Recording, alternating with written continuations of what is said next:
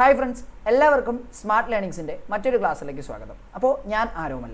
ഇന്ന് നമ്മൾ നോക്കുന്നത് ഭാരതീയ നാഗരിക് സുരക്ഷാ സംഹിതയിലെ സമൻസുകളും വാറണ്ടുകളുമായിട്ട് ബന്ധപ്പെട്ട കുറച്ച് ഭാഗമാണ്. അപ്പോൾ ഇതിനകത്ത് നിന്ന് ഒരു ചോദ്യം വരാൻ സാധ്യതയുണ്ട്. അപ്പോൾ മാക്സിമം നന്നായിട്ട് പഠിക്കുക. ഇതിനു മുമ്പുള്ള ക്ലാസ്സൊക്കെ നിങ്ങൾ കണ്ടു എന്ന് വിചാരിക്കുന്നു. നമ്മുടെ ചാനലിൽ നമ്മൾ പ്ലേലിസ്റ്റ് ചെയ്ത് കൊടുത്തിട്ടുണ്ട്. അപ്പോൾ എല്ലാ ക്ലാസ്സുകളും കാണാൻ ശ്രമിക്കുക. എക്സാമിന് മുമ്പേ ഒരു തവണ കണ്ടു തീർത്തിട്ട് എക്സാം എഴുതാനായിട്ട് ശ്രമിക്കുക. ഓക്കെ, അപ്പോൾ ക്ലാസ്സിലേക്ക് കിടക്കാം. സമൻസും വാറണ്ടും. സെക്ഷൻ 63 പറയുന്നത് സമൻസിന്റെ രൂപമാണ്. സെക്ഷൻ 63 പറയാ സമൻസിന്റെ രൂപമാണ്. സമൻസിന്റെ രൂപം എന്താണെന്ന് ചോദിച്ചാൽ സമൻസ് എങ്ങനെ ഇരിക്കും അതാണ്. ഇപ്പോൾ ഒരാളുടെ രൂപം എന്ന് പറയുമ്പോൾ സമൻസ് എങ്ങനെ ഇരിക്കും, ഫോംസ് ഓഫ് സമൻസ്. സമൻസ് മുമ്പ് ഒറ്റ രീതിയിൽ ഉണ്ടായിരുന്നുള്ളൂ. ഇപ്പോൾ സമൻസ് രണ്ട് രീതിയിലുണ്ട്. അതായത് റിട്ടേൺ ആയിട്ടുള്ളതും പിന്നെ ഓൺലൈൻ ആയിട്ടുള്ളതും. നമുക്ക് നോക്കാം. BNSS പ്രകാരം കോടതി പുറപ്പെടുവിക്കുന്ന ഏതൊരു സമൻസും ലിഖിതമായതും റിട്ടേൺ ആയിരിക്കണം. 2 പകർപ്പുകൾ ഉള്ളതും അതിന് 2 കോപ്പി ഉണ്ടാവണം. കോടതിയുടെ അധ്യക്ഷത വഹിക്കുന്ന ഉദ്യോഗസ്ഥനോ അല്ലെങ്കിൽ ഹൈക്കോടതി അതാത് സമയം ചട്ടം വഴി നിർദ്ദേശിക്കുന്ന മറ്റ് ഉദ്യോഗസ്ഥനോ ഉൾപ്പെട്ടതും കോടതി മുദ്രയുള്ളതുമായിരിക്കണം. ഇനി രണ്ടാമത്തെ കാര്യം, അപ്പോൾ ഒന്നാമത് പറഞ്ഞത് എഴുതിയതായിരിക്കണം, അതിന് 2 കോപ്പി ഉണ്ടാവണം. ഹൈക്കോടതിയിൽ നിന്നോ അല്ലെങ്കിൽ ഹൈക്കോടതി ചുമതലപ്പെടുത്തിയ ഒരു ഉദ്യോഗസ്ഥനോ അല്ലെങ്കിൽ മറ്റൊരു കോടതിയിലെ അധ്യക്ഷത വഹിക്കുന്ന ഒരു ഉദ്യോഗസ്ഥനോ സാക്ഷ്യപ്പെടുത്തിയിരിക്കുകയും വേണം. കോടതി മുദ്ര, കോടതിയുടെ ആ ഒരു മുദ്ര ഉണ്ടായിരിക്കണം, സീല്. ദെൻ ഒരു എൻക്രിപ്റ്റഡ് രൂപത്തിലോ ഇലക്ട്രോണിക് കമ്മ്യൂണിക്കേഷൻ്റെ ഏതെങ്കിലും രൂപത്തിലുള്ളതും കോടതി മുദ്രയോ ഡിജിറ്റലൊപ്പോ പതിപ്പിച്ചതുമായിരിക്കണം. 2 സമൻസ് ഇപ്പോൾ നമുക്ക് ഇലക്ട്രോണിക് മാധ്യമങ്ങൾ വഴി സമൻസ് അയക്കാം കേട്ടോ. ഒരു എൻക്രിപ്റ്റഡ് രൂപത്തിലോ അല്ലെങ്കിൽ ഇലക്ട്രോണിക് കമ്മ്യൂണിക്കേഷൻ്റെ ഏതെങ്കിലും രൂപത്തിലുള്ളതും കോടതി മുദ്രയോ ഡിജിറ്റലൊപ്പോ പതിപ്പിച്ചതുമായിരിക്കണം സമൻസ്. അപ്പോൾ സെക്ഷൻ 63 പറയുന്നത് സമൻസിന്റെ രൂപം. എടാ മക്കളെ, സെക്ഷൻ 64 പ്രകാരം എന്താണ് സമൻസ്, സമൻസ് നടത്തേണ്ട വിധം. സെക്ഷൻ 64 പറയുന്നത് എന്താണ് സമൻസ് നടത്തേണ്ട വിധത്തെക്കുറിച്ചാണ്. സമൻസ് എന്താണ് എന്ന് നമ്മൾ BNSSലെ ഡെഫിനിഷൻസ് പഠിച്ച സമയത്ത് പറഞ്ഞിട്ടുണ്ടായിരുന്നു. ഒരു നിശ്ചിത ദിവസം നിശ്ചിത സമയം കോടതി മുമ്പാകെ ഹാജരാകണമെന്ന് നിർദ്ദേശിച്ചുകൊണ്ട് ഒരു വ്യക്തിക്ക് കോടതി അയക്കുന്ന നോട്ടീസാണ് സമൻസ്. എടേ ഇന്ന ദിവസം അല്ലെങ്കിൽ ഇത്രാം തീയതി ഇത്ര സമയത്ത് നീ കോടതിയിലെത്തണം എന്ന് പറഞ്ഞിട്ട് കോടതിയിൽ അയക്കുന്ന ഒരു നോട്ടീസാണ് സമൻസ്. സമൻസ് അയക്കുന്ന പ്രതികൾക്ക് മാത്രമായിരിക്കണമെന്നില്ല കേട്ടോ, സാക്ഷികൾക്ക് സമൻസ് അയക്കും. അതില്ലെങ്കിൽ എക്സ്പെർട്ട് ഒപ്പീനിയൻസ് തേടാൻ വേണ്ടിയിട്ട് സമൻസ് അയക്കും. അങ്ങനെയൊക്കെയാണ്. സെക്ഷൻ 64 പ്രകാരം എങ്ങനെയാണ് സമൻസ് നടത്തേണ്ടത് നമുക്ക് നോക്കാം. ഒരു പോലീസ് ഉദ്യോഗസ്ഥനോ സമൻസ് പുറപ്പെടുവിക്കുന്ന കോടതിയിലെ ഒരു ഉദ്യോഗസ്ഥനോ അല്ല എങ്കിൽ മറ്റൊരു പബ്ലിക് സർവൻറ്റോ ആണ് സമൻസ് പ്രസ്തുത വ്യക്തിക്ക് എത്തിച്ചു കൊടുക്കേണ്ടത്. അപ്പം സമൻസ് ആർക്കൊക്കെ കൊടുക്കാം? ഒന്നിൽ ഒരു പോലീസ് ഉദ്യോഗസ്ഥന് കൊടുക്കാം, അല്ല എങ്കിൽ സമൻസ് പുറപ്പെടുവിക്കുന്ന കോടതിയിലെ ഒരു ഉദ്യോഗസ്ഥന് കൊടുക്കാം. അതുമല്ലെങ്കിൽ മറ്റൊരു പബ്ലിക് സർവൻ്റ് ആണ് സമൻസ് പ്രസ്തുത വ്യക്തിക്ക് എത്തിച്ചു കൊടുക്കേണ്ടത്. 64(1) പ്രകാരമാണ് നമ്മളിപ്പോൾ ഉള്ള കാര്യം പറഞ്ഞത്. BNSS പ്രകാരം പോലീസ് സ്റ്റേഷനിലും കോടതിയിലും മേൽവിലാസവും ഇമെയിൽ വിലാസവും ഫോൺ നമ്പരും മറ്റു വിവരങ്ങളൊക്കെ സൂക്ഷിക്കുന്ന ഒരു രജിസ്റ്റർ ഉണ്ടായിരിക്കേണ്ട. കാര്യം സമൻസ് അയക്കണമെങ്കിൽ ഡീറ്റെയിൽസ് വേണ്ട, അതിന് വേണ്ടിയിട്ടാണ്. 64(2) സാധ്യമാണെങ്കിൽ ഒരു പകർപ്പ് സമൻ ചെയ്യപ്പെടുന്നയാൾക്ക് നേരിട്ട് നൽകണം. കഴിയുന്നിടത്തോളം സമൻ ചെയ്യപ്പെട്ട വ്യക്തിക്ക് ഒരു കോപ്പി നേരിട്ട് നൽകണം. BNSS പ്രകാരം സമൻസ് കോടതിയുടെ സീലോടുകൂടി ഇലക്ട്രോണിക് ആശയവിനിമയ മാർഗത്തിലൂടെയും അയക്കാം. BNSS പ്രകാരം അത് പുതിയ അപ്ഡേഷൻ ആണ്. BNSS പ്രകാരം സമൻസ് നമുക്ക് എന്ത് ചെയ്യാതെ കോടതിയുടെ സീലോടുകൂടി ഇലക്ട്രോണിക് ആശയവിനിമയ മാർഗത്തിലൂടെ നമുക്ക് സമൻസ് അയക്കാം. ഇനി 64(3) പോകുമ്പോഴേ ഉദ്യോഗസ്ഥൻ ആവശ്യപ്പെട്ട് കഴിഞ്ഞാൽ സമൻസിന്റെ ഒരു കോപ്പിക്ക് പുറത്ത് അത് കൈപ്പറ്റിയതായിട്ട് ഒപ്പിട്ട് തിരികെ നൽകണം. ഉദ്യോഗസ്ഥൻ ആവശ്യപ്പെട്ട് കഴിഞ്ഞാൽ സമൻസിന്റെ ഒരു കോപ്പിന്റെ പുറത്ത് അത് കൈപ്പറ്റിയതായിട്ട് ഒപ്പിട്ട് നമ്മൾ തിരികെ നൽകേണ്ടതാണ്. ഒരു കോപ്പിയുടെ പുറത്ത് അത് കൈപ്പറ്റിയതായിട്ട് ഒപ്പിട്ട് നമ്മൾ തിരികെ നൽകണം. ക്ലിയർ അല്ലേ? ഓക്കെ. സെക്ഷൻ 65 കോർപ്പറേറ്റ് സ്ഥാപനങ്ങൾക്കും സൊസൈറ്റികൾക്കും സമൻസ് നൽകുന്നത് എങ്ങനെയാണ്? സെക്ഷൻ 65 വിശദമാക്കുന്നത് കോർപ്പറേറ്റ് സ്ഥാപനങ്ങൾക്കും അതുപോലെ തന്നെ സൊസൈറ്റികൾക്കുമാണെങ്കിൽ സമൻസ് എങ്ങനെയാണ് നൽകുന്നത്. സെക്ഷൻ 65(1) പ്രകാരം ഒരു കമ്പനി ഓർ കോർപ്പറേറ്റ് സ്ഥാപനത്തിനെതിരെയുള്ള സമൻസ് ഡയറക്ടർ, മാനേജർ, സെക്രട്ടറി അല്ലെങ്കിൽ സ്ഥാപനത്തിൻ്റെ മറ്റു പ്രധാന ഉദ്യോഗസ്ഥനോ നേരിട്ടോ അല്ലെങ്കിൽ തപാൽ വഴിയോ സമൻസ് നടപ്പാക്കാവുന്നതാണ്. ഈ കമ്പനി കോർപ്പറേറ്റ് സ്ഥാപനം എന്ന് പറഞ്ഞാലേ ഇപ്പം എന്താ പറയുക, സൊസൈറ്റീസ് ആയിരിക്കാം, അല്ലെങ്കിൽ ബാങ്ക് പോലെയുള്ള സ്ഥാപനങ്ങളായിരിക്കാം. അപ്പോൾ ഇവിടെയുള്ള ആൾക്ക് സമൻസ് കൊടുക്കുന്ന ഒന്നിൽ എൻ്റെ ഡയറക്ടർ, അല്ല എങ്കിൽ മാനേജർ, സെക്രട്ടറി അല്ലെങ്കിൽ സ്ഥാപനത്തിലെ മറ്റേതെങ്കിലും പ്രധാനപ്പെട്ട ഉദ്യോഗസ്ഥന് സമൻസ് തപാൽ വഴിയോ അല്ലെങ്കിൽ നേരിട്ടോ അയക്കാം. ഈ വകുപ്പിൽ കമ്പനി എന്നാൽ ഇത് കേട്ടിരുന്നാൽ മതിയാവും കേട്ടോ. കോർപ്പറേറ്റ് സ്ഥാപനം എന്നർത്ഥമാകുന്നു. കോർപ്പറേഷൻ എന്നാൽ 2013 കമ്പനീസ് ആക്ടിന് കീഴിൽ രജിസ്റ്റർ ചെയ്ത ഇൻകോർപ്പറേറ്റഡ് കമ്പനി അഥവാ മറ്റ് കോർപ്പറേറ്റ് സ്ഥാപനമെന്നോ 1860 സൊസൈറ്റീസ് രജിസ്ട്രേഷൻ ആക്ടിന് കീഴിൽ രജിസ്റ്റർ ചെയ്ത സൊസൈറ്റി എന്നോ അർത്ഥമാക്കുന്നു. അതായത് ഇതിനകത്ത് പറയുന്ന, അതായത് സൊസൈറ്റി എന്ന നിർവചനം കൊടുത്തിരിക്കുന്ന വേറൊരു നിയമമുണ്ട്. ആ നിയമപ്രകാരം പറയുന്ന സൊസൈറ്റീസ് എല്ലാം ഈ പറഞ്ഞ സെക്ഷൻ 65 കീഴിലെ സൊസൈറ്റി ആയിട്ട് പരിഗണിക്കും. ക്ലിയർ ആയോ? 65 1 പറഞ്ഞു. 65 2, ഒരു സ്ഥാപനത്തിനോ വ്യക്തികളുടെ അസോസിയേഷനെതിരെയോ സമൻസ് നടപ്പിലാക്കുന്നതിന്, ഒന്നിലൊരു സ്ഥാപനത്തിനോ അല്ലെങ്കിൽ വ്യക്തികളുടെ അസോസിയേഷൻ, സംഘടന എന്ന് വിചാരിക്കുക, അതിനെതിരെ സമൻസ് നടപ്പിലാക്കുന്നതിന് അതിൻ്റെ ഏതെങ്കിലും പാർട്ട്ണർക്ക് നേരിട്ടോ രജിസ്റ്റേർഡ് പോസ്റ്റായോ സമൻസ് അയക്കാവുന്നതാണ്. അല്ലെ, ഏതെങ്കിലും ഒരു പാർട്ട്ണർക്ക് എന്ത് ചെയ്യാതെ നേരിട്ടോ അല്ലെങ്കിൽ രജിസ്റ്റേർഡ് പോസ്റ്റായിട്ടോ സമൻസ് അയക്കാം. ഈ രജിസ്റ്റേർഡ് പോസ്റ്റ് കൈപ്പറ്റുന്ന സമയത്ത് സമൻസ് നടപ്പിലാക്കിയതായിട്ട് കരുതപ്പെടാം. അതായത് ഈ സമൻസ് നടപ്പിലാക്കിയതായിട്ട് ആ സമയത്ത് കരുതപ്പെടും. അതെന്താ സംഭവം മനസ്സിലാവും. രജിസ്റ്റേർഡ് നമ്മൾ കൈപ്പറ്റുമ്പോൾ അതിൻ്റെ ഒരു കോപ്പി നമ്മൾ പോസ്റ്റുമായി ഒപ്പിട്ട് വാങ്ങും. രജിസ്റ്റേർഡ് കൈപ്പറ്റിയതായിട്ട് ഒരു കോപ്പി നമ്മൾ ഒപ്പിട്ട് വാങ്ങത്തില്ലേ. അപ്പോൾ രജിസ്റ്റേർഡ് കൈപ്പറ്റിയത് തന്നെ അതിൻ്റെ തെളിവ് എന്താ? സമൻസ് നമ്മൾ കൈപ്പറ്റി കഴിഞ്ഞു എന്നാണ് അസോസിയേഷൻ്റെ കാര്യം പറഞ്ഞത്. അടുത്ത് സെക്ഷൻ 66. ഇനി സമൻ ചെയ്യപ്പെട്ട ആളുകളെ കണ്ടെത്താൻ കഴിഞ്ഞില്ലെങ്കിൽ എന്ത് ചെയ്യും? സെക്ഷൻ 66 എന്താ പറഞ്ഞത്? സമൻ ചെയ്യപ്പെട്ട ആളുകളെ കണ്ടെത്താൻ കഴിഞ്ഞില്ല എങ്കിൽ എന്ത് ചെയ്യും? സമൻസ് കൈപ്പറ്റേണ്ട ആളെ കണ്ടെത്താൻ കഴിഞ്ഞില്ലെങ്കിൽ അയാൾക്ക് വേണ്ടി അയാളുടെ കുടുംബത്തിലെ അയാളോടൊപ്പം താമസിക്കുന്ന പ്രായപൂർത്തിയായ ഏതെങ്കിലും ഒരു മുതിർന്ന അംഗത്തിന് 2 പകർപ്പുകളിൽ 1 നൽകിക്കൊണ്ട് സമൻസ് നടപ്പിലാക്കാം. അപ്പോൾ സമൻസ് കൈപ്പറ്റേണ്ടയാളെ കണ്ടെത്താൻ കഴിഞ്ഞില്ലെങ്കിൽ അയാൾക്ക് വേണ്ടി അയാളുടെ കുടുംബത്തിലെ അയാളോടൊപ്പം താമസിക്കുന്ന പ്രായപൂർത്തിയായ ഏതെങ്കിലും ഒരു മുതിർന്ന അംഗത്തിന് 2 പകർപ്പുകളിൽ 1 നൽകിക്കൊണ്ട് സമൻസ് നടത്താവുന്നതാണ്. അപ്രകാരം സമൻസ് നൽകപ്പെട്ടയാൾ അത് നൽകുന്ന ഉദ്യോഗസ്ഥൻ ആവശ്യപ്പെടുന്നുവെങ്കിൽ മറ്റേ പകർപ്പിൻ്റെ പുറത്ത് അത് കൈപ്പറ്റിയതായി ഒപ്പിട്ട് കൊടുക്കണം. അപ്പോൾ വീട്ടിലെ മുതിർന്ന അംഗത്തിന് കൊടുക്കുക, കൂടെ താമസിക്കുന്നത്. അപ്പോൾ ഉദ്യോഗസ്ഥൻ പറയുവാണ്, നിങ്ങൾ വരുമ്പോൾ ഇന്ന ആളെ ഏൽപ്പിക്കുക. ഇപ്പോൾ എൻ്റെ പേരിലാണ് സമൻസ്, അപ്പോൾ എൻ്റെ വീട്ടിലുള്ള മറ്റൊരു മുതിർന്ന അംഗത്തിന് കൊടുക്കുക. ഈ മുതിർന്ന അംഗം എന്നതിൽ എന്ത് വരത്തില്ലേ? ജോലിക്കാരൻ വരത്തില്ല. പ്രായപൂർത്തിയായ ഏതെങ്കിലും മുതിർന്ന അംഗം എന്നതിൽ വീട്ടു ജോലിക്കാർ ഉൾപ്പെടുന്നില്ല. അപ്പോൾ എൻ്റെ വീട്ടിലെ മുതിർന്ന ഒരാൾ സമൻസ് വാങ്ങും. അപ്പോൾ പോലീസുകാരനോ അല്ലെങ്കിൽ നടപ്പിലാക്കാൻ വന്ന ഒരാൾ പറയും, അതിൻ്റെ പിന്നിൽ എന്ത് ചെയ്യണം? സമൻസ് കൈപ്പറ്റിയതായിട്ട് ഒപ്പിട്ട് കൊടുക്കണം എന്ന് പറയും. അപ്പോൾ അങ്ങനെ സമൻസ് കൈപ്പറ്റിയതായിട്ട് ഒപ്പിട്ട് കൊടുത്തു കഴിഞ്ഞാൽ എന്തായി? അതവിടെ സെറ്റായില്ലേ? ആ സമൻസിൻ്റെ കേസ് അവിടെ കൈപ്പറ്റിയതായിട്ട് പരിഗണിക്കപ്പെടും. ഇനി സെക്ഷൻ 67. ഈ 64 പ്രകാരമോ 65 പ്രകാരമോ 66 പ്രകാരമോ സമൻസ് നടത്താൻ കഴിഞ്ഞില്ല എന്ന് വിചാരിക്കുക. അപ്പോൾ സെക്ഷൻ 64 പ്രകാരമോ 65 പ്രകാരമോ 66 പ്രകാരമോ സമൻസ് നടത്താൻ സാധിക്കാത്ത സാഹചര്യമാണ്. ഈ 3 രീതിയിൽ സമൻസ് കൊടുക്കാൻ പറ്റില്ലെങ്കിൽ പിന്നെ എന്താ ചെയ്യുക? ഉദ്യോഗസ്ഥൻ 2 പകർപ്പുകളിൽ 1 ആ ആള് സാധാരണ താമസിക്കുന്ന ഭവനത്തിൻ്റെയോ അല്ലെങ്കിൽ പാർപ്പിടത്തിൻ്റെയോ കാണത്തക്ക ഭാഗത്ത് പതിപ്പിക്കേണ്ടതാണ്. 64-ലോ 65-ലോ 66-ലോ പറയുമ്പോൾ നമുക്ക് സമൻസ് കൊടുക്കാൻ പറ്റിയില്ല എങ്കിൽ എന്താ? ഇവൻ താമസിക്കുന്ന സ്ഥലത്ത് വീട്ടിൻ്റെ ചുവരിൽ ഒട്ടിച്ചു വെക്കണം, കാണേണ്ട രീതിയിൽ. അതിനുശേഷം കോടതിക്ക്, അപ്പോൾ വീടിൻ്റെ ചുവരിൽ സമൻസ് ഒട്ടിച്ചു വെക്കാം. ആളെ ഒരു രീതിയിലും കണ്ടെത്താൻ പറ്റിയില്ല എങ്കിൽ വീടിൻ്റെ ചുവരിൽ സമൻസ് ഒട്ടിച്ചു വെക്കാമെന്ന് പറഞ്ഞ സെക്ഷൻ ഏതാ? സെക്ഷൻ 67 ആണ് കേട്ടോ. 67 കോടതിയിൽ നിന്ന് നോട്ടീസൊക്കെ വീട്ടിൻ്റെ ചുവരിൽ ഒട്ടിച്ചിട്ട് പോകത്തില്ല ആ ഒരു സംഭവം. ജപ്തി നോട്ടീസിൻ്റെ കാര്യമല്ല പറഞ്ഞു കേട്ടോ.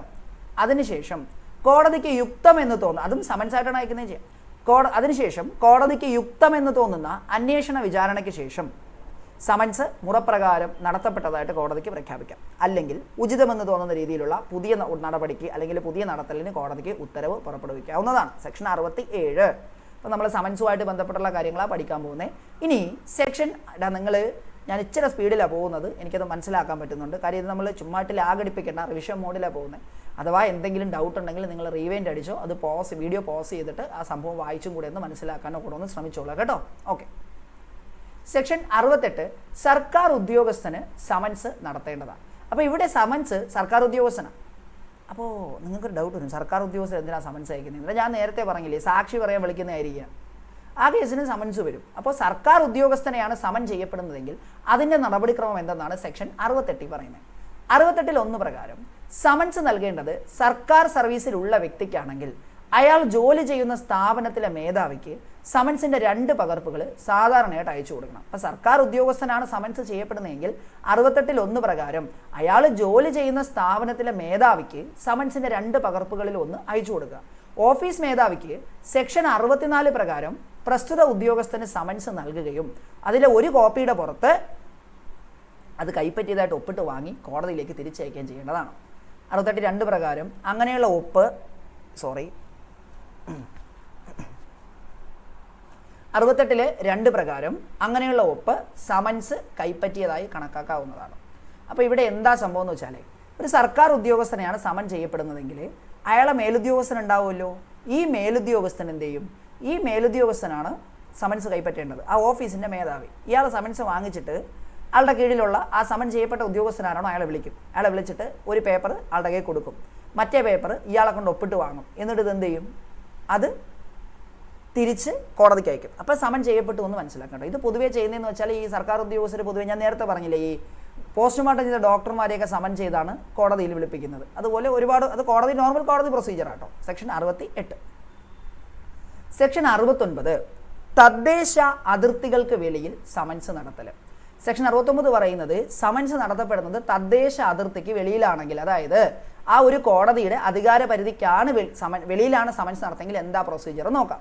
കോടതി പുറപ്പെടുവിക്കുന്ന സമൻസ് തദ്ദേശ അതിർത്തിക്ക് വെളിയിലാണ് നടത്തേണ്ടതെങ്കിൽ സമൻ ചെയ്യപ്പെട്ടയാൾ താമസിക്കുകയോ ഉണ്ടായിരിക്കുകയോ ചെയ്യുന്നത് ഏത് മജിസ്ട്രേറ്റിൻ്റെ തദ്ദേശ അതിർത്തിക്കുള്ളിലാണോ ആ മജിസ്ട്രേറ്റിന് അവിടെ സമൻസ് നടത്തുന്നതിന് 2 പകർപ്പുകളായിട്ട് അയച്ചു കൊടുക്കേണ്ടതാണ്. അതായത് അയാൾ ഇപ്പോൾ താമസിക്കുന്നത് ഏത് മജിസ്ട്രേറ്റിൻ്റെ തദ്ദേശ അതിർത്തിക്കാണോ ആ മജിസ്ട്രേറ്റിനാണ് ഇവിടെ എന്ത് ചെയ്യേണ്ടത്, സമൻസ് അയച്ചു കൊടുക്കേണ്ടത്. 2 പകർപ്പ് അയച്ചു കൊടുക്കണം.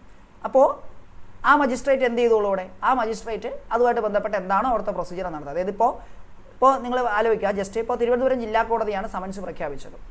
ഇയാൾ താമസിക്കുന്നത് കൊല്ലം ജില്ലാ കോടതിയുടെ പരിധിയിലാണ്. അപ്പോൾ ഇയാൾ എവിടെയാണോ താമസിക്കുന്നത് ആ ഭാഗത്തെ മജിസ്ട്രേറ്റിന് ഈ 2 സമൻസും അയച്ചു കൊടുക്കുക. അയാൾ അവിടെ നിന്ന് അത് സെർവ് ചെയ്തോളൂ എന്നുള്ള രീതിയിലാണ് പറയുന്നത്. ഇതല്ലാത്ത രീതിയിലുണ്ട്, നമുക്കത് പറയാം. സെക്ഷൻ 70 തദ്ദേശ അതിർത്തിക്ക് വെളിയിൽ സമൻസ് നടത്തുമ്പോഴും അതുപോലെ സമൻസ് നടത്തുന്ന ഉദ്യോഗസ്ഥൻ ഹാജരല്ലാത്തപ്പോഴും സമൻസ് നടന്നതിൻ്റെ തെളിവ്. അതായത് സെക്ഷൻ 70 പറഞ്ഞത് എന്തറിയോ, ഇപ്പോൾ കോടതിയിൽ കേസ് വിളിക്കുന്ന സമയത്ത് ഒരാൾ വന്നിട്ടില്ല എന്ന് കരുതുക, അല്ലെങ്കിൽ ഒരാൾ സമൻസ് ചെയ്യപ്പെട്ടു എന്ന് കരുതുക. അപ്പോൾ ഈ സമൻസ് ചെയ്തോ ഇല്ലയോ എന്ന് കോടതിക്ക് ബോധ്യപ്പെടണ്ടേ. ഒരാൾ വന്നിട്ടില്ല എന്ന് കരുതുക. അപ്പോൾ അവിടെ എന്താണ് സംഭവം ഞാൻ പറഞ്ഞുതരാം. അത് നിങ്ങൾക്ക് ചിലപ്പോൾ ഒരു കൺഫ്യൂഷൻ ഉണ്ടാക്കുന്ന ഒരു സെക്ഷനാണ്. എടാ സെക്ഷൻ 70 ആഫ്റ്റർ ഓൾ എന്താണ് സമൻസ്? കോടതിയിൽ ഹാജരാകാനായിട്ട് കോടതിയിൽ നിന്ന് പുറപ്പെടുവിക്കുന്ന ഒരു ഉത്തരവല്ലേ സമൻസ്. കോടതിയിൽ കേസ് വിളിക്കുമല്ലോ. കേസ് വിളിക്കുന്ന സമയത്ത് എന്ത് ചെയ്യണം, ഈ സമൻസ് അയക്കപ്പെട്ട ആൾ അല്ലെങ്കിൽ സമൻ ചെയ്യപ്പെട്ടയാൾ ആ കോടതിയിൽ ഹാജരാവണം. ഇപ്പോൾ എനിക്കാണ് സമൻസ് വന്നതെങ്കിൽ ഞാൻ ആ കോടതിയിൽ ഹാജരാവണം. അപ്പം ഞാൻ ആ കോടതിയിൽ ഹാജരായിട്ടില്ല, അല്ലെങ്കിൽ ഞാൻ ഹാജരായി പക്ഷേ സമൻ ചെയ്തതിന് തെളിയില്ലാതിച്ചോ, എനിക്ക് സമൻ ചെയ്തിട്ടുണ്ടോ ഇല്ലയോ എന്ന് കോടതിക്ക് എങ്ങനെ അറിയാൻ പറ്റും? കാര്യം ഇപ്പോൾ തദ്ദേശ അതിർത്തിക്ക് വെളിയിലാണെങ്കിൽ വേറൊരു കോടതിയുടെ അടുത്തല്ലേ ചെയ്യാൻ പറഞ്ഞേ, അപ്പോൾ അറിയില്ലല്ലോ. 2 സമൻസ് നടത്താനായിട്ട് പറഞ്ഞുവിട്ട ഉദ്യോഗസ്ഥനോട് വന്നിട്ടില്ല, അപ്പോഴും സമൻസ് ചെയ്തതിന് തെളിവില്ല. അത്തരം സാഹചര്യങ്ങളിൽ എന്താണ് സമൻസിൻ്റെ തെളിവായിട്ട് സ്വീകരിക്കുന്നത്? ഡയറക്റ്റ് ആയിട്ടുള്ള എവിഡൻസ് ഇല്ലാത്തപ്പോൾ എങ്ങനെ എടുക്കുന്നത് നമുക്ക് നോക്കാം. 70 പ്രകാരം കോടതി പുറപ്പെടുവിച്ച സമൻസ് കോടതിയുടെ തദ്ദേശ അതിർത്തിക്ക് വെളിയിലാണ് നടപ്പിലാക്കിയതും, ആ വെളിയിൽ നിന്നുള്ള വാക്കുകൂടെ ഉണ്ട്, വെളിയിലാണ് നടപ്പിലാക്കിയതും സമൻസ് നടപ്പിലാക്കിയ ഉദ്യോഗസ്ഥൻ കേസിൻ്റെ ഹിയറിംഗിൽ ഹാജരല്ലാത്തതുമായ സാഹചര്യത്തിൽ, സമൻസ് നടത്തിയ ഉദ്യോഗസ്ഥൻ കേസിൻ്റെ ഹിയറിംഗിൽ എന്താണ് ഹാജരല്ലാത്തതുമായ സാഹചര്യത്തിൽ മജിസ്ട്രേറ്റിന് മുമ്പാകെ സമൻസ് ചെയ്തതാണ് എന്നുള്ള സത്യവാങ്മൂലം സമൻസ് ആർക്കാണോ നൽകുകയോ അല്ലെങ്കിൽ ടെൻഡർ ചെയ്യുകയോ ഏൽപ്പിക്കുകയോ ചെയ്തത് ആൾ ഒപ്പുവെച്ച സമൻസിൻ്റെ പകർപ്പ് ഇത് രണ്ടും ഹാജരാക്കുന്നതിലൂടെ സമൻസ് നടപ്പിലാക്കപ്പെട്ടതായി കരുതപ്പെടാം. ഒന്നുകിൽ എന്താണ് സമൻസ് ചെയ്തതാണെന്നുള്ള സത്യവാങ്മൂലം, അല്ലെങ്കിൽ ആരാണോ സമൻ ചെയ്യപ്പെട്ടത് അപ്പോൾ അയാൾ ഒപ്പുവെച്ചൊരു പകർപ്പുണ്ടല്ലോ, ഇത് കോടതിയിൽ ഹാജരാക്കിയാലും ഇവൻ സമൻസ് ഇവന് കിട്ടിയിട്ടുണ്ട്, ഇവൻ മനഃപൂർവ്വം വരാത്തതാണ് എന്ന് കോടതിക്ക് കരുതപ്പെടാം. ഇനി 70 പ്രകാരം സൂചിപ്പിച്ച സത്യവാങ്മൂലം സമൻസിൻ്റെ പകർപ്പിനോടൊപ്പം ചേർത്ത് കോടതിയിലേക്ക് തിരികെ അയക്കേണ്ടതാണ്. അതായത് സമൻ ചെയ്യപ്പെട്ട ഉദ്യോഗസ്ഥന് വരാൻ പറ്റില്ല. അതായത് സമൻസ് എൻ്റെ കയ്യിലാണ് തന്നുവിട്ടത്, ഇന്നയാളുടെ കയ്യിൽ കൊടുക്കാൻ വേണ്ടിയിട്ട്, എനിക്കെന്ന് അവിടെ ഹാജരാവാൻ പറ്റിയില്ല എന്നൊരു സാഹചര്യമാണെന്ന് മനസ്സിലാക്കുക കേട്ടോ. അതായത് ആ സമൻസ് നടത്താനായിട്ട് വന്ന ഉദ്യോഗസ്ഥൻ ഞാനാണ്, അപ്പോൾ തെളിവിന് ഞാൻ ഒന്ന് പറയണ്ട, ഞാൻ അവൻ്റെ കയ്യിൽ ഇത് കൊണ്ടേപ്പിച്ചതാണെന്നുള്ള രീതിയിൽ. അപ്പോൾ എനിക്കൊന്ന് വരാൻ പറ്റിയില്ലെങ്കിൽ എൻ്റെ സത്യവാങ്മൂലവും മറ്റവ എൻ്റെ കയ്യിൽ ഒപ്പിട്ടുന്നൊരു കോപ്പി കാണുമല്ലോ, ആ പ്രതിക്ക് ഞാൻ കൊടുത്ത സമൻസ് അല്ലെങ്കിൽ ആ വ്യക്തിക്ക് ഞാൻ കൊടുത്ത സമൻസിൽ ഞാൻ ഒപ്പിട്ട് കൊടുത്ത പേപ്പർ കാണുമല്ലോ, ആ പേപ്പർ അല്ലെങ്കിൽ അയാൾ എനിക്ക് ഒപ്പിട്ട് തന്ന പേപ്പർ കാണുമല്ലോ, ആ പേപ്പറും അതുപോലെ ഇത് കുറച്ച് കൺഫ്യൂസിങ് എനിക്കറിയാം, അതുപോലെ സത്യവാങ്മൂലവും കോടതിയിലേക്ക് അയക്കേണ്ടതാണ്. 70 64 മുതൽ 71 വരെയുള്ള വകുപ്പുകൾക്ക് കീഴിൽ ഇലക്ട്രോണിക് മാധ്യമം വഴി നടത്തിയ എല്ലാ സമൻസുകളും നിയമപ്രകാരം നൽകിയതായി കണക്കാക്കേണ്ടതും അത്തരം ഇലക്ട്രോണിക് സമൻസുകളുടെ കോപ്പി അറ്റസ്റ്റ് ചെയ്ത് സമൻസ് നൽകിയതിന് തെളിവായി സൂക്ഷിക്കുക. അതായത് 70 ഞാൻ ഒന്നുകൂടെ പറഞ്ഞുതരാം, നിങ്ങൾ കേൾക്കുക, തീരെ കൺഫ്യൂസ് ആവാതെ 70 ഒന്നുകൂടെ കേൾക്കുക. സമൻസ് 70 സംഭവം ഇത്രയേ ഉള്ളൂ. സമൻ ചെയ്യപ്പെട്ടതിന് തെളിവായിട്ട് കോടതിയിൽ ആ ഒരു ഉദ്യോഗസ്ഥൻ വന്നിട്ടില്ല, അതായത് എൻ്റെ കയ്യിലാണ് ഒരാൾക്ക് സമൻസ് ചെയ്യാൻ വേണ്ടി ഏൽപ്പിച്ചത്, ഞാൻ വന്നില്ല, അല്ലെങ്കിൽ കോടതിയുടെ അതിർത്തിക്ക് വെളിയിലാണ് സമൻസ് നടത്തപ്പെട്ടത്. ഈ സാഹചര്യത്തിൽ എന്ത് ചെയ്യാം?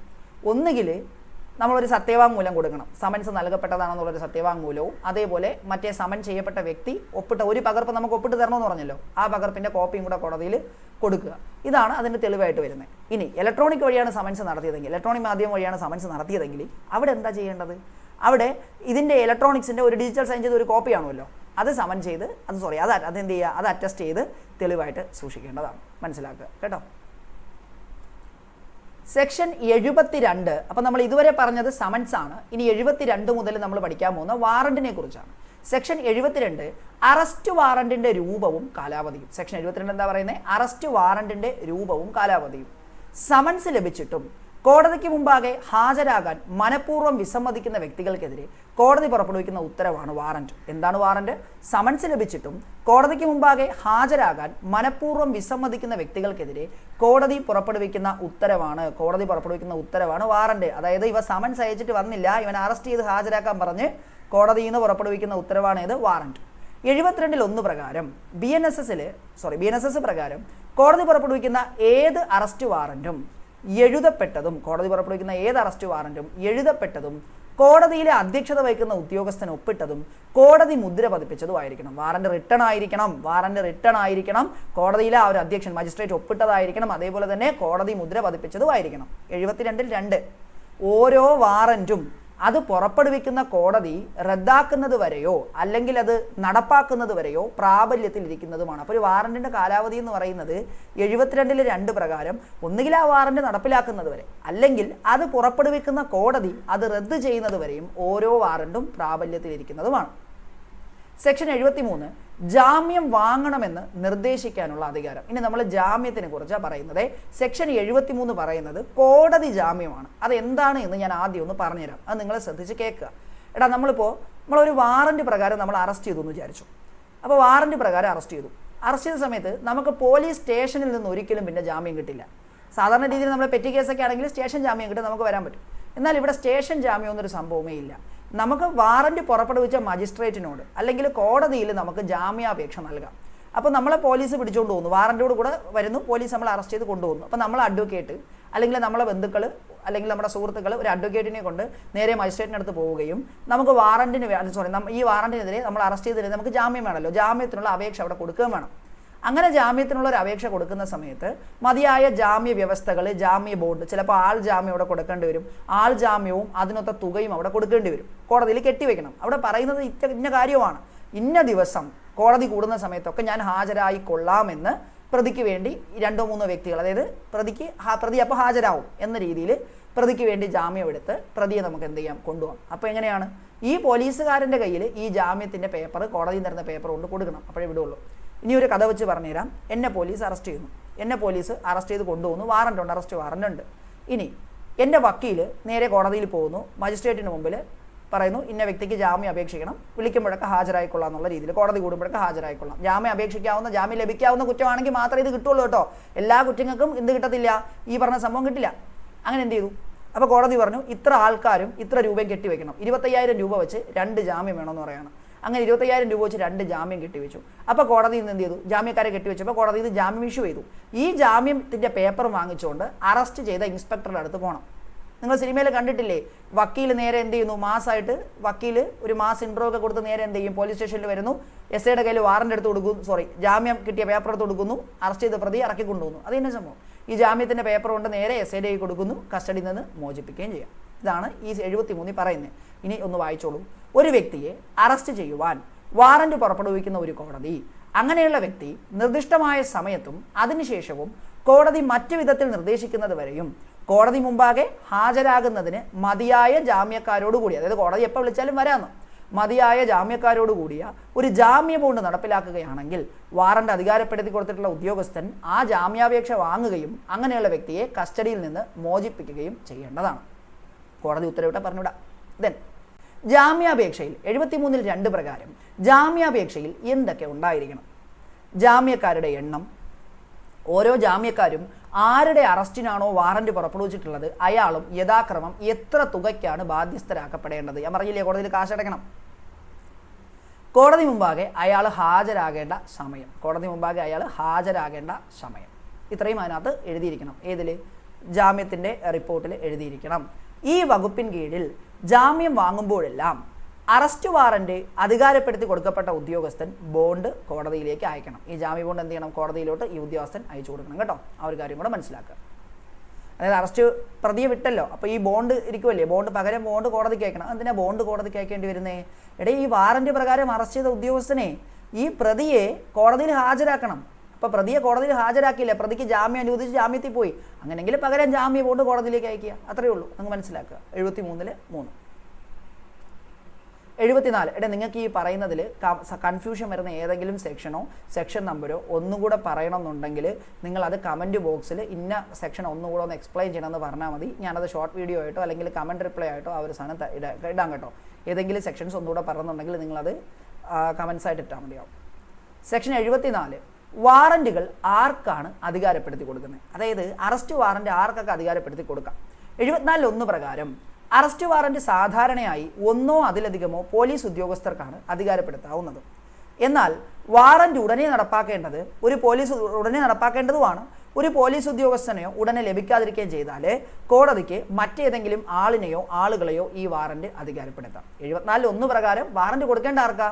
പോലീസുകാരന്. ഈ പോലീസുകാരൻ അപ്പോൾ ലഭ്യമല്ല, കോടതിക്ക് ഉടനെ തന്നെ അറസ്റ്റ് വാറൻറ്റ് നടപ്പിലാക്കുകയും വേണം. അങ്ങനെയെങ്കിൽ മറ്റേതെങ്കിലും ആളിനെയോ ആളുകളെയോ അറസ്റ്റ് വാറൻറ്റ് ഏൽപ്പിക്കാവുന്നതാണ്. സെക്ഷൻ 74(1) പ്രകാരം.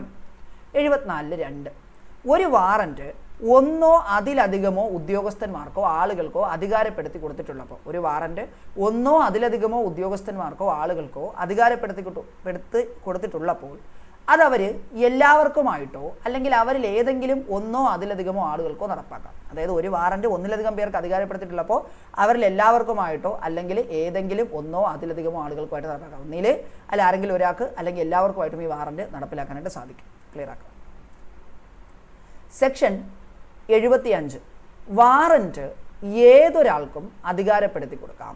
വാറൻറ്റ് ഏതൊരാൾക്കും അധികാരപ്പെടുത്തി കൊടുക്കാം. 74 വാറൻറ്റ് ആർക്കൊക്കെയാണ് അധികാരപ്പെടുത്തി കൊടുക്കുന്നതെന്നാണ് പറഞ്ഞത്. 75 വാറൻറ്റ് ഏതൊരാൾക്കും അധികാരപ്പെടുത്തി കൊടുക്കാം. 75(1) ചീഫ് ജുഡീഷ്യൽ മജിസ്ട്രേറ്റിനോ 1ാം ക്ലാസ് മജിസ്ട്രേറ്റിനോ തൻ്റെ തദ്ദേശ അതിർത്തിക്കുള്ളിൽ തടവ് ചാടിയ കുറ്റവാളി, വിളംബരം ചെയ്യപ്പെട്ട കുറ്റവാളി, ജാമ്യം അനുവദിക്കേണ്ടതല്ലാത്ത കുറ്റം ചെയ്ത വ്യക്തി, അറസ്റ്റിൽ നിന്ന് ഒഴിഞ്ഞു നടക്കുന്ന വ്യക്തി എന്നിവരെ അറസ്റ്റ് ചെയ്യുന്നതിന് ഏതൊരു വ്യക്തിയെയും അധികാരപ്പെടുത്താം. അപ്പോൾ ഈ അറസ്റ്റ് ചെയ്യുന്നതിൻ്റെ ഏതൊരു വ്യക്തിനെ വേണോ, അത് who ever it may be, ആരെ വേണോ നമുക്ക് അധികാരപ്പെടുത്താം. പോലീസുകാരൻ തന്നെ വേണമെന്നില്ല. അത് കുറച്ചുകൂടെ സ്പഷ്ടമായി പറയുന്ന വകുപ്പാണ് ഇത്. സെക്ഷൻ 75. ആരെയൊക്കെയാണ്? തദ്ദേശ അതിർത്തിക്കുള്ളിൽ തടവ് ചാടിയ കുറ്റവാളി, വിളംബരം ചെയ്യപ്പെട്ട കുറ്റവാളി, ജാമ്യം അനുവദിക്കേണ്ടതല്ലാത്ത കുറ്റം ചെയ്ത വ്യക്തി, അറസ്റ്റിൽ നിന്ന് ഒഴിഞ്ഞു നടക്കുന്ന വ്യക്തി. ഈ 4 പേരെയും അറസ്റ്റ് ചെയ്യാൻ ആർക്ക് വേണോ വാറൻറ്റ് അധികാരപ്പെടുത്തി കൊടുക്കാം. അതായത് ആർക്ക് വേണോ അറസ്റ്റ് ചെയ്യാം. ദെൻ 75(2) അങ്ങനെയുള്ളയാൾ വാറൻറ്റ് കിട്ടിയത് രേഖാമൂലം അംഗീകരിക്കുകയും തൻ്റെ ചുമതലയിലുള്ള ഏതെങ്കിലും ഭൂമിയിലോ മറ്റു വസ്തുവിലോ ആരുടെ അറസ്റ്റിനാണോ അത് പുറപ്പെടുവിച്ചിട്ടുള്ളത് അയാൾ പ്രവേശിക്കുന്നുവെങ്കിലോ നടപ്പാക്കേണ്ടതാണ്.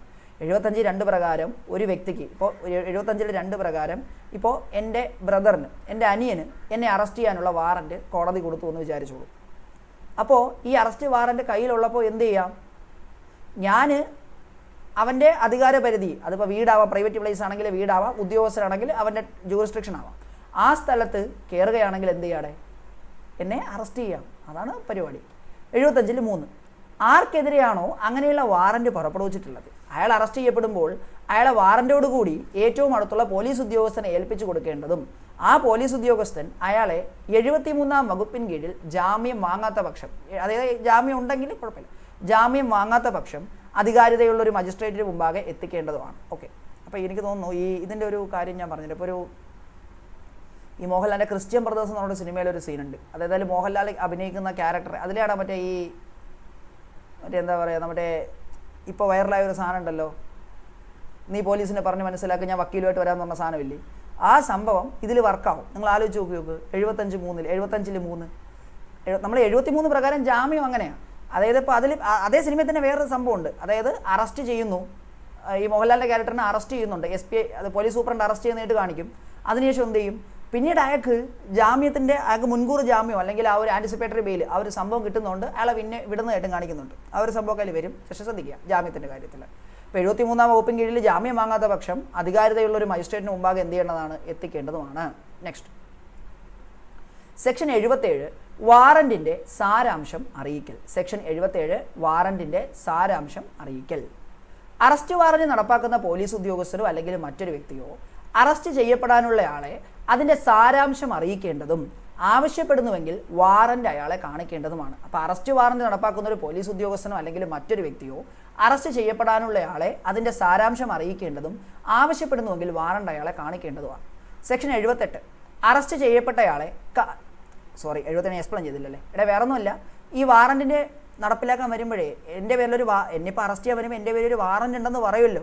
അപ്പോൾ ഞാൻ ചോദിക്കുകയല്ലേ എന്താണ് ആ വാറന്റ്, എന്താണ് ആ കുറ്റമെന്ന് എനിക്ക് അറിയാനുള്ള അവകാശമുണ്ട് കേട്ടോ. എൻ്റെ പേരിലാണ് ഇപ്പോൾ എന്നെ അറസ്റ്റ് ചെയ്യാനുള്ള വാറന്റും കൊണ്ടൊരു പോലീസുകാരെ വന്ന് ഞാൻ ചോദിക്കും എന്താണ് ആ വാറന്റ്, എനിക്ക് ഒന്നിൽ വേണമെങ്കിൽ വായിച്ച് നോക്കാം, അല്ലെങ്കിൽ ആ കാര്യം പറയാം. സെക്ഷൻ 78 അറസ്റ്റ് ചെയ്യപ്പെട്ടയാളെ കാലതാമസം കൂടാതെ കോടതിക്ക് മുമ്പാകെ കൊണ്ടുവരണം.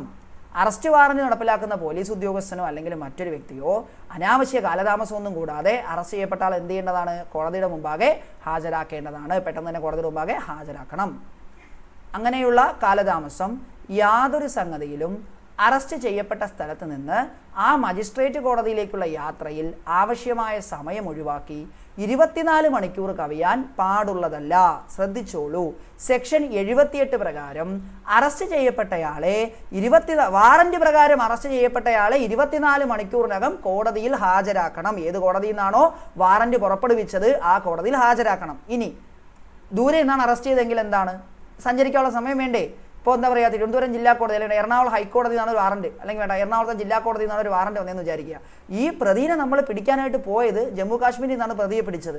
ട്രാവലിംഗ് ടൈം ഓക്കെ, അത് കഴിഞ്ഞുള്ള ആ ട്രാവലിംഗ് ടൈം നമുക്ക് അവിടെ എന്താണ്, അത് നിയമപരമായിട്ട് അത് ഒഴിവാക്കിയിട്ടുണ്ട്. ദെൻ സെക്ഷൻ 79 വാറന്റ് എവിടെ നടപ്പിലാക്കണം. ഒരു അറസ്റ്റ് വാറന്റ് ഇന്ത്യയിൽ ഏത് സ്ഥലത്ത് വെച്ച് നടപ്പാക്കാവുന്നതാണ്. ഒരു അറസ്റ്റ് വാറന്റ് ഇന്ത്യയിൽ ഏത് സ്ഥലത്ത് വെച്ചും നടപ്പാക്കാം. സെക്ഷൻ 79 പ്രകാരം ഒരു അറസ്റ്റ് വാറന്റ് എന്താണ്, ഇന്ത്യയിൽ എവിടെ വെച്ച് വേണോ നടപ്പിലാക്കാവുന്നതാണ്. ഇനി സെക്ഷൻ 80 ഇനി അങ്ങോട്ട് ശ്രദ്ധിച്ചിരിക്കുക, 80 കൺഫ്യൂസ് ആക്കും. അധികാരിതയ്ക്ക് വെളിയിൽ നടപ്പാക്കുവാൻ അയച്ചു കൊടുക്കുന്ന വാറന്റ്. ഒരു വാറന്റ് ആ ജൂറിസ്ഡിക്ഷന് വെളിയിലാണ് നടപ്പിലാക്കേണ്ടതെങ്കിൽ, ഒരു വാറന്റ് അത് പുറപ്പെടുവിക്കുന്ന കോടതിയുടെ തദ്ദേശ പരിധിക്ക് വെളിയിലാണ് നടപ്പാക്കേണ്ടതെങ്കിൽ കോടതി അതിൻ്റെ പരിധിയിലുള്ള ഒരു പോലീസ് ഉദ്യോഗസ്ഥൻ അധികാരപ്പെടുത്തി കൊടുക്കുന്നതിന് പകരം ഏത് എക്സിക്യൂട്ടീവ് മജിസ്ട്രേറ്റിൻ്റെയോ അല്ലെങ്കിൽ ജില്ലാ പോലീസ് സൂപ്രണ്ടിൻ്റെയോ അല്ലെങ്കിൽ പോലീസ് കമ്മീഷണറുടെയും പരിധിക്കുള്ളിലാണോ നടപ്പാക്കേണ്ടത് അങ്ങനെയുള്ള ഉദ്യോഗസ്ഥന് അധികാരപ്പെടുത്തി കൊടുക്കാവുന്നതാണ്. അതായത് തദ്ദേശ പരിധിക്ക് വെളിയിലാണ് നടപ്പിലാക്കേണ്ടതെങ്കിൽ അവിടെ ആ വാറന്റ് കൊടുക്കേണ്ടത് ആർക്കായിരിക്കും? കോടതി അതിൻ്റെ പരിധിയിലുള്ള ഒരു പോലീസ് ഉദ്യോഗസ്ഥന് കൊടുക്കുന്നതിന് പകരം വേറെ ഒരു സംഭവം. ഈ 80 പറയുന്നത് എന്തെന്നറിയോ, ഒരു പ്രതി അറസ്റ്റ് ചെയ്യണം. ഈ പ്രതിയുടെ സ്ഥലം എന്ന് പറയുന്നത് നമ്മൾ നേരത്തെ പറഞ്ഞ എക്സാമ്പിൾ വെച്ച് തന്നെ പറയാം, കൊല്ലത്താണ്. വാറന്റ് പുറപ്പെടുവിക്കുന്നത് തിരുവനന്തപുരത്തെ കോടതിയാണ്. സമൻസിൻ്റെ കേസിൽ പറഞ്ഞില്ലേ അതുപോലെ തിരുവനന്തപുരത്തെ കോടതിക്ക് ഇത് തിരുവനന്തപുരത്തെ ഒരു പോലീസുകാരനെ ഏൽപ്പിക്കാൻ പ്രൊവിഷൻ ഉണ്ട് കേട്ടോ, അത് നമ്മൾ അടുത്ത സെക്ഷനിൽ പഠിക്കും. അതല്ല എങ്കിൽ എന്ത് ചെയ്യാതെ അവിടുത്തെ ഇപ്പോൾ സെക്ഷൻ 80 പറയുന്നത് അവിടുത്തെ എക്സിക്യൂട്ടീവ് മജിസ്ട്രേറ്റ് അല്ല എങ്കിൽ പോലീസ് സൂപ്രണ്ടോ അല്ലെങ്കിൽ പോലീസ് കമ്മീഷണറോ അവരുടെ ആർക്കെങ്കിലും ഈ വാറന്റ് ചുമതലപ്പെടുത്തി കൊടുക്കാം. 80-1 മുകളിൽ പറഞ്ഞ എക്സിക്യൂട്ടീവ് മജിസ്ട്രേറ്റിനോ ജില്ലാ പോലീസ് സൂപ്രണ്ടിനോ അല്ലെങ്കിൽ പോലീസ് കമ്മീഷണർക്കോ വാറന്റ് തപാൽ വഴിയോ മറ്റു വിധത്തിലോ അയച്ചു കൊടുക്കാവുന്നതും അങ്ങനെയുള്ള ഉദ്യോഗസ്ഥൻ തൻ്റെ പേര് രേഖപ്പെടുത്തേണ്ടതും പ്രായോഗികമെങ്കിൽ അത് നടപ്പിലാക്കേണ്ടതുമാണ്. അതായത് ഈ മുകളിൽ പറഞ്ഞ പോലെ ആർക്കെങ്കിലും നമുക്ക് എന്ത് ചെയ്യാം, കോടതിക്ക് വാറന്റ് തപാൽ വഴിയോ അല്ലെങ്കിൽ മറ്റു മാർഗ്ഗങ്ങളിലോ അയച്ചു കൊടുക്കാം. അങ്ങനെ ഈ വാറന്റ് ലഭിക്കുന്ന ഉദ്യോഗസ്ഥൻ എന്ത് ചെയ്യേണ്ടതാ, ആ വാറന്റിൽ തൻ്റെ പേര് രേഖപ്പെടുത്തി അത് നടപ്പിലാക്കേണ്ടതാണ്. 80-2 BNSS സെക്ഷൻ 80-1 പ്രകാരം വാറന്റ് പുറപ്പെടുവിക്കുന്ന കോടതി വാറന്റിനോടൊപ്പം അറസ്റ്റ് ചെയ്യേണ്ട വ്യക്തിക്ക് എതിരായ വിവരങ്ങളുടെ സാരാംശം വകുപ്പ് 83 പ്രകാരം കോടതി ആ വ്യക്തിക്ക് ജാമ്യം നൽകണോ വേണ്ടയോ എന്ന് തീരുമാനിക്കാൻ പര്യാപ്തമായ രേഖകൾ ഉണ്ടെങ്കിൽ അതും അയച്ചു കൊടുക്കേണ്ടതാണ്. അതായത് ഈ കേസിൻ്റെ സാരാംശവും കൂടെ അയക്കണം. അങ്ങനെ മനസ്സിലാക്കുക, കേസിൻ്റെ ഡീറ്റെയിൽസ് കൂടെ അയച്ചു കൊടുക്കുക 80-2 പ്രകാരം. അപ്പോൾ അധികാരത്തിന് വെളിയിലാണ് അല്ലെങ്കിൽ കോടതിയുടെ ജൂറിസ്ഡിക്ഷന് വെളിയിലാണ് വാറന്റ് നടപ്പിലാക്കേണ്ടതെങ്കിൽ മാക്സിമം എന്ത് ചെയ്യുക, ആ പ്രദേശത്തിൻ്റെ എവിടെയാണോ പ്രതി ഉള്ളത് ആ പ്രദേശത്തുള്ള എക്സിക്യൂട്ടീവ് മജിസ്ട്രേറ്റിനോ അല്ലെങ്കിൽ പോലീസ് സൂപ്രണ്ടിനോ അല്ലെങ്കിൽ നമ്മുടെ പോലീസ് കമ്മീഷണർക്കോ ആണ് വാറന്റ് അയക്കേണ്ടത്. ഇനി 81 അധികാരത്തിന് വെളിയിൽ നടപ്പിലാക്കുന്ന പോലീസ് ഉദ്യോഗസ്ഥന് അധികാരപ്പെടുത്തി കൊടുക്കുന്ന വാറന്റ്. ഇവിടെ വാറന്റ് എക്സിക്യൂട്ട് ചെയ്യുന്നത് ജൂറിസ്ഡിക്ഷന് വെളിയിലാണ്, പക്ഷേ വാറന്റ് ഇവിടെ ആർക്കാണ് കൊടുത്തത്, പോലീസുകാരനാണ് കൊടുത്തത്. എങ്കിൽ എന്താണ് നടപടിക്രമം എന്ന് നോക്കാം. അതായത് നേരത്തെ കോടതിക്ക് തന്നെ അറിയാം അവിടെയാണ് യഥാർത്ഥ സ്ഥലം എന്നുള്ള രീതിയിൽ. ഇവിടെ എന്താണ്, പ്രതി പോയി, പക്ഷേ വാറണ്ട് കിട്ടിയതാർക്കാ? പോലീസ് ഉദ്യോഗസ്ഥനാണ് വാറണ്ട് ചുമതലപ്പെടുത്തി കൊടുത്തിരിക്കുന്നത്. 81 പ്രകാരം ഒരു പോലീസ് ഉദ്യോഗസ്ഥന് അധികാരപ്പെടുത്തി കൊടുക്കുന്ന വാറണ്ട് അത് പുറപ്പെടുവിക്കുന്ന കോടതിയുടെ തദ്ദേശ പരിധിക്ക് വെളിയിലാണ് നടപ്പാക്കാനുള്ളതെങ്കിൽ ആ പോലീസ് ഉദ്യോഗസ്ഥൻ ഏതൊരു എക്സിക്യൂട്ടീവ് മജിസ്ട്രേറ്റിൻ്റെയോ പോലീസ് സ്റ്റേഷൻ്റെ ചാർജുള്ള ഉദ്യോഗസ്ഥൻ്റെ പദവിയിൽ താഴെയല്ലാത്ത പോലീസ് ഉദ്യോഗസ്ഥൻ്റെ തദ്ദേശ പരിധിയിലാണ് നടപ്പിലാക്കാനുള്ളത്. അങ്ങനെയുള്ള ഉദ്യോഗസ്ഥൻ്റെ അംഗീകാരത്തിന് വേണ്ടി അവിടെ കൊണ്ടുപോകേണ്ടതാണ്. അതായത് നിങ്ങൾ മനസ്സിലാക്കുക, പോലീസ് സേന പ്രവർത്തിക്കുന്നത് ഒരു കേഡർ സംവിധാനത്തിലാണ്, അല്ലെങ്കിൽ എന്താ പറയുക, ഒരു സായുധ സേന പോലെ പ്രവർത്തിക്കുന്ന ഒരു സംഭവമല്ലേ. അപ്പോൾ അവിടെ ആണല്ലോ. അപ്പോൾ അവിടെ എന്താ സംഭവം എന്ന് വെച്ചാൽ ഓരോ അധികാര പരിധി നിശ്ചയിച്ചിട്ടുണ്ട്. ഇപ്പോൾ നിങ്ങളിപ്പോൾ എന്താ പറയുക, നമ്മുടെ കൊല്ലം സ്റ്റേഷനിൽ ഒരു SI ആണെന്ന് വിചാരിക്കുക. നിങ്ങൾക്ക് പത്തനംതിട്ട സ്റ്റേഷൻ്റെ ലിമിറ്റിൽ പോയിട്ട് അറസ്റ്റ് ചെയ്യണമെങ്കിൽ ആ സ്റ്റേഷൻ്റെ ചുമതലയുള്ള ഉദ്യോഗസ്ഥൻ്റെ, അതാണ് പറഞ്ഞത്, പോലീസ് സ്റ്റേഷൻ്റെ ചാർജുള്ള ഉദ്യോഗസ്ഥൻ്റെയോ അല്ലെങ്കിൽ അവിടുത്തെ എക്സിക്യൂട്ടീവ് മജിസ്ട്രേറ്റിൻ്റെയോ അനുമതി വാങ്ങേണ്ടതാണ്. അധികാരത്തിന് വേണ്ടി അംഗീകാരത്തിന് വേണ്ടി കൊണ്ടുപോകണം. സിനിമകളിലൊക്കെ നിങ്ങൾ കണ്ടിട്ടുണ്ടാവും, ദൂരെയൊക്കെ പോയിട്ട് പ്രതികളെ പിടിക്കാൻ പോകുമ്പോൾ അവിടെ ചെന്നിട്ട് അവിടുത്തെ പോലീസ് ഉദ്യോഗസ്ഥരെയാണ് ആദ്യം പോയി കാണുന്നത്. ദെൻ 81 അങ്ങനെ അപ്രകാരമുള്ള മജിസ്ട്രേറ്റ് അല്ലെങ്കിൽ പോലീസ് ഉദ്യോഗസ്ഥൻ ആ വാറണ്ടിൻ്റെ മേൽ തൻ്റെ പേരെഴുതി സാക്ഷ്യപ്പെടുത്തേണ്ടതാണ്. അപ്രകാരം വാറണ്ട് അധികാരപ്പെടുത്തി കൊടുത്തിട്ടുള്ള പോലീസ് ഉദ്യോഗസ്ഥന് അത് നടപ്പാക്കുവാൻ മതിയായ അധികാരം നൽകേണ്ടതും ആവശ്യമെങ്കിൽ പോലീസ് ഉദ്യോഗസ്ഥനെ സഹായിക്കേണ്ടതുമാണ്. അപ്പോൾ അങ്ങനെ ഈ വാറൻറ്റുമായിട്ട് പോകുന്ന ഉദ്യോഗസ്ഥനെ അത് ചെയ്യാനായിട്ട് അംഗീകാരം നൽകുക. അതേപോലെ തന്നെ എന്താണ് ആവശ്യമെങ്കിൽ സഹായവും ലഭ്യമാക്കുക, അറസ്റ്റിന് സഹായിച്ചു കൊടുക്കുക. ദെൻ ഇനി 81 പറയുന്ന സെനേരിയോ എന്താ അറിയോ, ഈ അംഗീകാരം ലഭിക്കാൻ ഒരു കാലതാമസമുണ്ട്. അല്ലെങ്കിൽ ഈ ഉദ്യോഗസ്ഥൻ അറിഞ്ഞു കഴിഞ്ഞാൽ ചിലപ്പോൾ അറസ്റ്റ് നടക്കാൻ തന്നെ സാധ്യത കുറവാണ്. അങ്ങനത്തെ സിറ്റുവേഷൻ ആണെങ്കിൽ എന്ത് ചെയ്യാം, പോലീസ് ഉദ്യോഗസ്ഥന് സ്വയം അറസ്റ്റ് ചെയ്യാൻ പറ്റും കേട്ടോ. അതായത് ഈ അംഗീകാരം വാങ്ങാതെ. ഇപ്പോൾ 81 പറഞ്ഞത് അറസ്റ്റ് ചെയ്യണം, വേറൊരു ഉദ്യോഗസ്ഥൻ്റെ അധികാര പരിധിയിലാണ് വരുന്നതെങ്കിൽ അവിടെ ചെന്ന് അയാളെ പെർമിഷനോട് കൂടെ മാത്രമേ ആ സ്ഥലത്ത് കയറിയിട്ട് എന്ത് ചെയ്യാൻ പറ്റുള്ളൂ, അറസ്റ്റ് ചെയ്യാൻ പറ്റുള്ളൂ. 81 പറഞ്ഞത് ഇനി അങ്ങനെ ഒരു സംഭവം വാങ്ങാൻ പറ്റിയൊരു സാഹചര്യം അല്ല, അല്ലെങ്കിൽ ആ സ്ഥലത്തെ ചുമതല ഉദ്യോഗസ്ഥന് അംഗീകാരം നേടാൻ കാലതാമസമുണ്ട്, അല്ലെങ്കിൽ മറ്റെന്തെങ്കിലും കാരണത്താൽ അങ്ങനെ പോയി കഴിഞ്ഞാൽ വാറന്റ് നടപ്പിലാക്കാൻ കഴിയില്ല. അത് എന്ത് കാരണം എന്ന് പറയുന്നില്ല കേട്ടോ. അപ്പോൾ എന്ത് ചെയ്യാം, എന്ത് കാരണം എന്നുണ്ടെങ്കിൽ ആ വിശ്വസിക്കാനുള്ള കാരണമുള്ള ഏതൊരു സംഗതിയിലും അത് അധികാരപ്പെടുത്തി കൊടുത്ത പോലീസ് ഉദ്യോഗസ്ഥന് വാറന്റ് പുറപ്പെടുവിച്ച കോടതിയുടെ പരിധിക്ക് പുറത്തുള്ള ഏത് സ്ഥലത്തും എൻഡോഴ്സ്മെൻറ്റ് കൂടാതെ തന്നെ വാറന്റ് നടപ്പിലാക്കാം. അപ്പോൾ ഇങ്ങനെ അനുമതിയുള്ള ഉദ്യോഗസ്ഥൻ എന്ത് ചെയ്യാം, ഈ തനിക്ക് അനുവാദമുള്ള സ്ഥലത്ത് എന്ത് ചെയ്യണേ, എൻഡോഴ്സ്മെൻറ്റ് അവിടെ നിന്ന് പവർ വാങ്ങാതെ തന്നെ എന്ത് ചെയ്യണേ, അറസ്റ്റ് നടപ്പിലാക്കാം. കഴിവതും അധികാരം വാങ്ങിയിട്ട് തന്നെ ചെയ്യുക. അല്ല അധികാരം ലഭിക്കാതിരിക്കാനുള്ള ന്യായമായ കാരണങ്ങളുണ്ടെങ്കിൽ പോലീസ് ഉദ്യോഗസ്ഥനെ അറസ്റ്റ് ചെയ്യാം. എത്രത്തോളം നിങ്ങൾക്ക് ക്ലിയർ ആയിട്ടുണ്ട് എന്ന് എനിക്കറിയില്ല, കുറച്ച് കോംപ്ലക്സ് ആണ്. കാര്യം മനസ്സിലാക്കുക, ഒരു പോലീസ് ഉദ്യോഗസ്ഥന് അറസ്റ്റ് ചെയ്യാനുള്ള അധികാരത്തോടു കൂടിയാണ് അവിടെ കൊടുത്തുവിട്ടത്. അയാളത് അറസ്റ്റ് ചെയ്യണമെങ്കിൽ ആ സ്റ്റേഷൻ്റെ ചുമതലയുള്ള ഒരാളുടെ അനുമതി വാങ്ങണം. നോർമലി 81 പ്രകാരം വാങ്ങണം. പക്ഷേ അപ്പോഴും വാങ്ങാനുള്ള സൗകര്യമല്ല എങ്കിൽ, വാങ്ങാൻ ശ്രമിച്ചാൽ അതിന് പ്രായോഗികമായ തടസ്സം ഉണ്ടെങ്കിൽ അനുമതി ഇല്ലാതെയും അറസ്റ്റ് ചെയ്യാം. അത്രയേ ഉള്ളൂ. 82 ആർക്കെതിരെയാണോ അറസ്റ്റ് വാറന്റ് പുറപ്പെടുവിച്ചിട്ടുള്ളത് അയാളെ അറസ്റ്റ് ചെയ്തതിന്മേലുള്ള നടപടിക്രമം. അറസ്റ്റ് ചെയ്തയാളെ എന്ത് ചെയ്യണം നോക്കാം. 82 പ്രകാരം ഒരു അറസ്റ്റ് വാറന്റ് അത് പുറപ്പെടുവിക്കുന്ന ജില്ലയ്ക്ക് വെളിയിൽ നടപ്പിലാക്കുമ്പോൾ താഴെ പറയുന്ന സാഹചര്യങ്ങളിൽ അറസ്റ്റ് ചെയ്ത വ്യക്തിയെ തൊട്ടടുത്ത മജിസ്ട്രേറ്റിനെയോ അല്ലെങ്കിൽ ജില്ലാ സൂപ്രണ്ടിനെയോ അല്ലെങ്കിൽ കമ്മീഷണറുടെയോ മുമ്പാകെ ഹാജരാക്കണം. ഒന്നാമത്തെ സാഹചര്യം, വാറന്റ് പുറപ്പെടുവിക്കുന്ന കോടതി അറസ്റ്റ് ചെയ്തിരിക്കുന്ന സ്ഥലത്ത് നിന്ന് 30 കിലോമീറ്ററിന് ഉള്ളിലല്ലാതിരിക്കുന്ന സാഹചര്യം. അതായത് എന്നെ അറസ്റ്റ് ചെയ്യാൻ വാറന്റ് വന്നു, എന്നെ അറസ്റ്റ് ചെയ്യാൻ വേണ്ടി വാറന്റ് കിട്ടുന്ന പോലീസുകാരൻ എന്നെ അറസ്റ്റ് ചെയ്യാൻ വാറന്റ് പുറപ്പെടുവിക്കുന്നത് എറണാകുളം ജില്ലാ കോടതിയിൽ നിന്ന് വാറന്റ്. എന്നെ പോലീസുകാർ അറസ്റ്റ് ചെയ്യുന്നത് ആലപ്പുഴയിൽ നിന്നാണ് അറസ്റ്റ് ചെയ്യുന്നത്. ദൂരം 30, അതാണ് അടുത്തോളം എൻ്റെ സ്ഥലം പറഞ്ഞത്, ദൂരം 30 കിലോമീറ്റർ ഉള്ളിലല്ല കൂടുതലുണ്ട്. അങ്ങനെയെങ്കിൽ എന്ത് ചെയ്യണം, തൊട്ടടുത്തുള്ള മജിസ്ട്രേറ്റിനെയോ സൂപ്രണ്ടിൻ്റെയോ കമ്മീഷണറുടെയോ മുമ്പേ ആദ്യം ഹാജരാക്കണം. ദെൻ രണ്ടാമത്തെ സാഹചര്യം, ഏത് എക്സിക്യൂട്ടീവ് മജിസ്ട്രേറ്റിൻ്റെയോ ജില്ലാ പോലീസ് സൂപ്രണ്ടിൻ്റെയോ പോലീസ് കമ്മീഷണറുടെയോ തദ്ദേശ പരിധിക്കുള്ളിലാണോ അറസ്റ്റ് നടന്നത് അങ്ങനെയുള്ള ഉദ്യോഗസ്ഥരേക്കാൾ കോടതി കൂടുതൽ അടുത്തല്ലാത്ത സാഹചര്യം. രണ്ടാമത് പറഞ്ഞത് എന്താണെന്ന് വെച്ചാൽ ഈ ഉദ്യോഗസ്ഥരാണ് അടുത്തുള്ളത്, കോടതി ദൂരെയാണ്.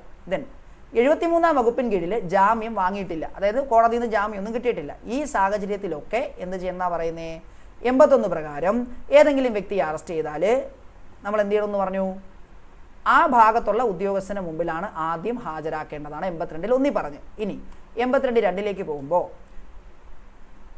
ഏതെങ്കിലും വ്യക്തിനെ അറസ്റ്റ് ചെയ്താൽ ആ അറസ്റ്റിനെ കുറിച്ചുള്ള അറിയിപ്പും അറസ്റ്റ് ചെയ്യപ്പെട്ടയാളെ സൂക്ഷിച്ചിരിക്കുന്ന സ്ഥലവും പോലീസ് ഓഫീസർ, ആ ജില്ലയിലെ ഉത്തരവാദിത്തമുള്ള പോലീസ് ഓഫീസറെയും അറസ്റ്റ് ചെയ്യപ്പെട്ട വ്യക്തി സാധാരണ താമസിക്കുന്ന ജില്ലയിലെ ബന്ധപ്പെട്ട ഓഫീസറെയും അറിയിക്കണം കേട്ടോ.